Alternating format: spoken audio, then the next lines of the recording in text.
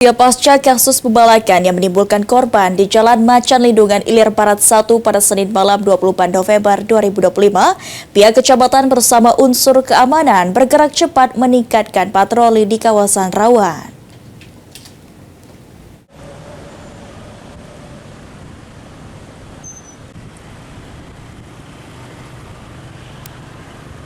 Pembalakan yang berujung pada pembunuhan sopir truk di Jalan Macan Lindungan cukup membuat resah masyarakat.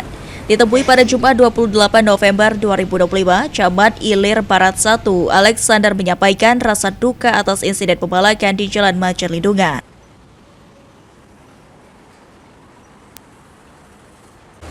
Menurutnya, sebelum kejadian, pihaknya telah menerima laporan keresahan warga, sehingga pihak Kecamatan Ilir Barat 1 telah berkoordinasi dengan Polsek Ilir Barat 1 dan Satpol PP Kota Palembang untuk mendatangi lokasi yang diduga menjadi titik kumpul oknum pembalak.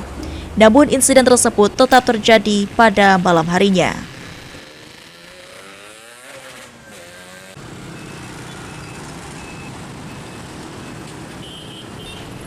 Sebagai respons, Kecamatan Ilir Barat 1 kini memperkuat kolaborasi dengan Satpol PP Kota Palembang dan Polsek Ilir Barat 1 membentuk jajaran terantip kecamatan untuk melakukan patroli rutin bersama di daerah rawan.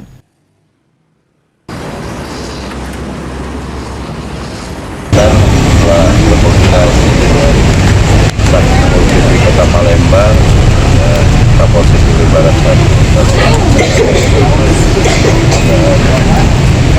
sosial, insya Allah ke depan akan kita lakukan secara rutin patroli oleh jajaran terantip kecamatan dan kolaborasi dengan Pak Kapolsek dan kawan-kawan kita.